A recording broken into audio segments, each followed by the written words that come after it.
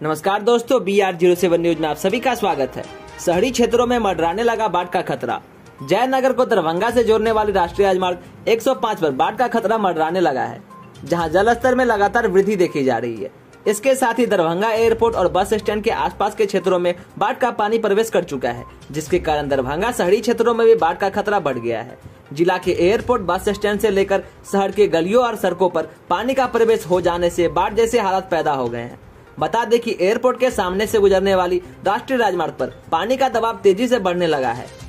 आप साफ देख सकते हैं कि राजमार्ग के इस हिस्से पर बाढ़ का पानी चढ़ चुका है और देर रात इसके बढ़ने के भी आसार हैं। इसके साथ ही दिल्ली मोड़ और इसके आसपास के क्षेत्रों में पानी का फैलाव तेजी से हो रहा है, जो आसपास के घरों में भी प्रवेश कर चुका है, जिसके कारण लोग अपना घर छोड़कर किसी ऊंचे स्थान पर जाने को मजबूर है। वहीं बताते चले कि एयरपोर्ट के पास से गुजरने वाले नहर पूरी तरह से लबलबा के भर चुका है। अगर जल स्तर में इसी तरह वृद्धि होती रही तो एयरपोर्ट का इलाका भी बाढ़ के चपेट में आ सकता है। अगर आपको ये रिपोर्ट अच्छा लगा हो तो वीडियो को लाइक करें। इसी तरह दरभंगा एयरपोर्ट और बाढ़ से जुड़े न्यूज जानने के लिए हमारे चैनल को सब्सक्राइब करें।